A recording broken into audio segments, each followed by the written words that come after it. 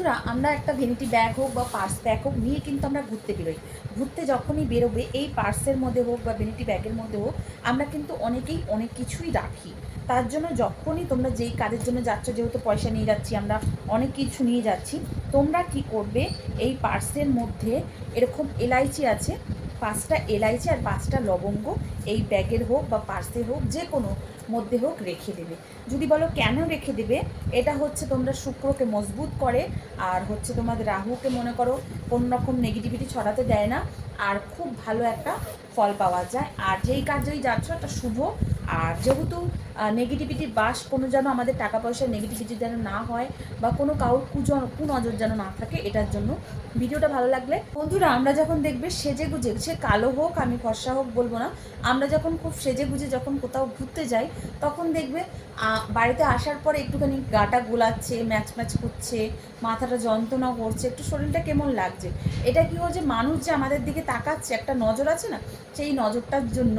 তা আসার পরে কি করবে, 7খানা লবঙ্গ নিয়ে নিজের মাথার থেকে 7বার ঘুরিয়ে তোমরা আগুনের মধ্যে জ্বালিয়ে দেখবে, দেখবে তোমাদের যেটা মনে করো নেগেটিভিটি আছে সেটা কেটে যাবে, আর শরীরটা একটুখানি এনার্জি পাবে। তারপরে যেটা কি হবে, একটুখানি জলের মধ্যে নুন মিশিয়ে হাত মুখটা ভালো করে ধুয়ে নেবে, দেখবে যত মাথা ঘোরানো, গা গোলানো, একটুখানি ম্যাচ ম্যাচ টাইপের যদি নজর লেগেও থাকে সেটা কেটে। বন্ধুরা, আমরা অনেকেই আছে নতুন শাড়ি পরি, নতুন শাড়ি পরি, এবার অনেকেই আছে দেখবে যে টুকটাক করার সময় মানুষের এরকম সুতো নিয়ে টুকটাক বা শাড়ি কেটে এরকম টুকটাক করা হয়। তা কেননা যেহেতু আমরা বাইরে শুকাতে দেবই, এক না একদিন তো নিশ্চয়ই শুকাতে দেবো। তার জন্য তোমরা যখন কি করবে, নতুন শাড়ি ভাঙবে তখন তোমরা কি করবে, এর থেকে একটা সুতো বের করবে। সুতো বের করে তুলসী, যে আমাদের মন্দির তুলসী মাতা আছে, সেই তুলসী মাতার কাছে এরকম ঘুরিয়ে 2টো বা 3টে গিট্টু দিয়ে বলে দেবে, হে তুলসী মাতা, যে যাই করুক সব যেন মানে বৃথা যায়, বলে তোমরা এটা করে দেখতে পারো। আমাদের এখানেও আমরা তাই করে আসছি, আজ পর্যন্ত কেউ কিছু করলেও সেটা সফল হয়নি। তাই জন্য তোমরাও বিশ্বাস করে করো, বিশ্বাস করে করবে, সব কিছুই সম্ভব। ভিডিও ভালো লাগলে রাধে রাধে বন্ধুরা, তোমরা সবাই কেমন আছো? আজকে একটা যেই টিপস নিয়ে এসেছি এটা খুব একটা গুরুত্বপূর্ণ। তোমরা অনেকেই আছো কাজের সূত্রে হোক বা কোনো ভালো জায়গায় হোক বা ঘুরতে হোক আমরা কিন্তু যাই, কিন্তু যেতে যেতে বলে না শুভ অশুভর ব্যাপার আছে, কারণ রাস্তাঘাটে অনেকেই অনেক কিছু টুকটাক করে ফেলা হোক বা অনেক কিছু আমরা পাড়ানো হোক বা মানুষের কুনজর হোক, যেটাই হোক। তা তোমরা যখন বাইরে বেরোচ্ছ তখন কি করবে, 2টো এলাচি মুখের মধ্যে বাসুদেবায় বলে মুখের মধ্যে নিয়ে তোমরা বেরোবে। এটা হচ্ছে মনের তৃপ্তির জন্য, মনের শান্তির জন্য।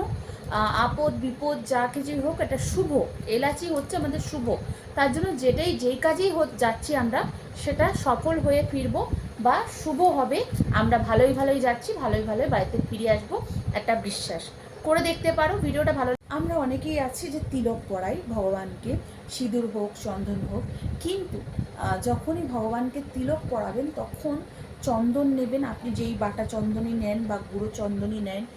সবাই বাটা চন্দনের থেকে এখন আবার গুঁড়ো চন্দন, যেহেতু সময়ের অভাব, গুঁড়ো চন্দনের মধ্যে গঙ্গা জল নেবেন, একটুখানি গোলাপ জল নেবেন, একটুখানি কর্পূর নেবেন, নিয়ে যখন ভগবানকে লাগাবেন তখন দেখবেন খুব সুন্দর একটা গন্ধ বেরোচ্ছে, একটা পজিটিভিটি ফিল হচ্ছে। আর পজিটিভিটি ফিল হওয়া মানে মন শান্তি হওয়া, মন শান্তি হওয়া মানে ভগবানের সাথে আপনাদের একটা পুজো, যে এই পুজোটা কানেক্ট হওয়া। মন্দিরে দেখবেন খুব সুন্দর একটা কর্পূরের গন্ধ বেরোয়, যে গোলাপ জলের গঙ্গা জলের গন্ধ কেন বেরোয়, ওরা তিলকের সাথে এগুলো মেশায়। তাও আপনি ওর জন্য ছোটো ছোটো এনে রেখে দিন, মিশিয়ে আপনি এই তিলকটা ভগবানকে দিন, দেখবেন খুব সুন্দর ফল পাবেন।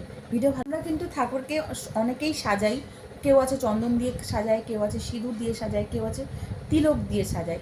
বিশেষ করে ফটোতে কেউ আছে যে তিলক পরিয়ে পরিয়ে একেবারে ফটোটাকেই নষ্ট করে ফেলে, সর্ষার তিল দিয়ে হোক, সিঁদুর লাগিয়ে একেবারে তিলক পরিয়ে পুরো মার মুখটাকে একেবারে মানে ভরিয়ে দেওয়া, মাকে একেবারে না দেখার মতো, একেবারে ফটোর মধ্যে পুরো সিঁদুরে সিঁদুর হয়ে যাওয়া।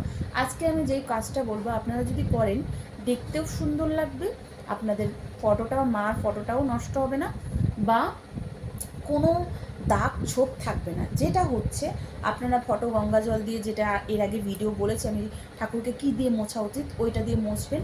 তারপরে চন্দনের ফোঁটা দিয়ে ওর ওপরে আপনি সিঁদুর দেবেন, দেখবেন খুব সুন্দর একটা গ্লো আসবে, একটা লুক আসবে, একটা খুব মানে দেখলেই পরে একটা খুব পছন্দ হওয়ার মতো।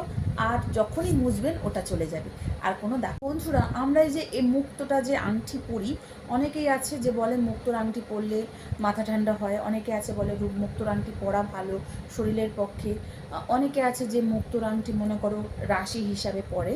এক একজনের এক একটা বিশ্বাস। কিন্তু এই যে আমরা একবার আংটি পরে কিন্তু এটা আর কিছু করি না, এটার মধ্যে অনেকে বলে আমার তো কিছুই হয় না, কিন্তু মুক্তো পরার পরও মিনিমাম যখন কোনো অমাবস্যা হওয়ার পর হোক বা যাই হোক, আপনি কিন্তু এই মুক্তোর আংটিটাও কিন্তু শুদ্ধ করতে হয়। যদি বলেন কেন শুদ্ধ করতে হয়, মুক্তো কিন্তু একটা খুব পবিত্র জিনিস, মুক্তো কিন্তু আমাদের সত্যি বিশেষ অনেক উপকারে লাগে।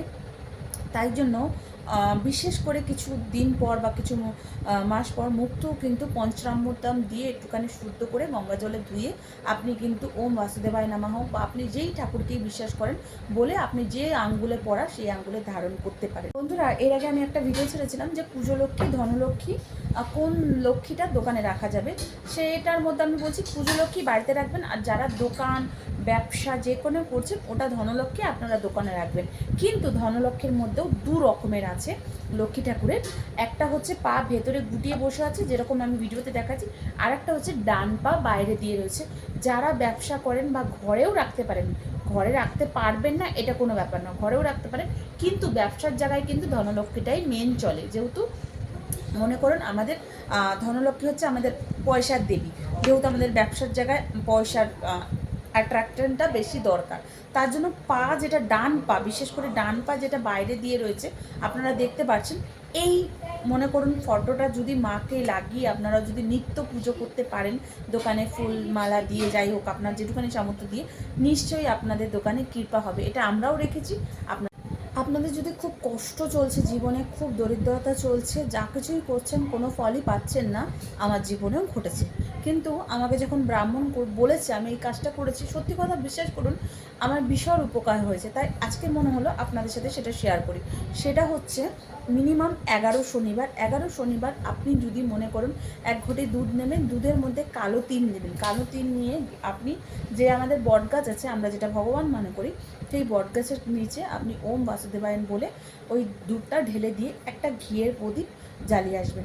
দেখবেন আপনি যদি মনে বিশ্বাস করে মনে করো কোনো মান্যত করে আপনি যদি গিয়ে এই কাজটা করে থাকেন, আপনার 11 শনিবারের আগেই সেই কাজটা হওয়া উচিত, যদি বিশ্বাস থাকে আর আপনার যদি চেষ্টা থাকে। কেননা চেষ্টা যদি আপনি না থাকে, ঘরে বসে কিন্তু কোনোদিনই ভাত আমাদের জুটবে না, আমাদের ভাতের কাছে আমাদের যেতে হবে, আমাদের কাছে ভাত আসবে না নিশ্চয়ই।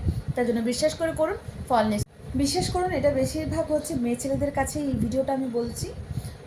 স্বামীর সুখ শান্তি বা স্বামীর আয়োন্নতি এটা কিন্তু কিছু ভাগকে আমাদের স্ত্রীদের উপরেও নির্ভর করে বা আমাদের মেয়েদের উপরে নির্ভর করে বাবার আয়োন্নতি বা বাবার ঘরের সুখ শান্তি বা স্বামীর ঘরের সুখ শান্তি। সেটা হচ্ছে আমরা যত খুশি থাকবো, যত সেজে গুজে পরিপূর্ণ থাকবো, তত বাবা বা স্বামী ভাইদের আয়োন্নতি বাড়ে। এটা কিন্তু সত্যি, বিশ্বাস করুন।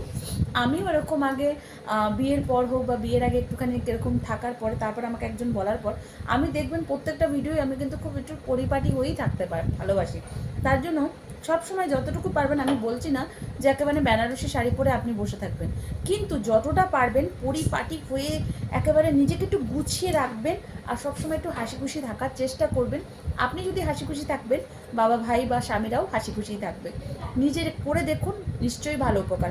বন্ধুরা, যারা ব্যবসা করছো, নিজেদের যাদের ব্যবসা আছে তারা কচ্ছপের আংটি ধারণ করতে শুরু করো। কেননা কচ্ছপের একটা এমনই মানি ম্যাগনেট, মানে খুব টানতে সাহায্য করে। এটা আমার শ্বশুর মশাই আমাকে বলেছিলেন, কিন্তু আমার হাতে ছিল, যেহেতু আমার না হাতে অতটা আংটি পরতে ভালো লাগে না, বাট আমার স্বামীর হাতে আছে।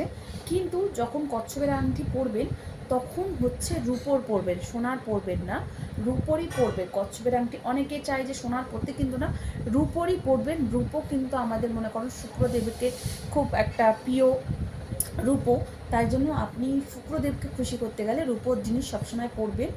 রূপো পরা খুবই ভালো। আর কচ্ছপের আগে আংটি ধারণ করতে শুরু করুন। কচ্ছপের আংটি কীরমভাবে ধারণ করতে হয় বলবেন, কমেন্ট করবেন, আমি নিশ্চয়ই আপনাদের জন্য ভিডিও বানাবো। ভিডিওটা ভালো লাগলে লাইক সাবস্ক্রাইব করে পাশে থাকবেন। রাধে রাধে।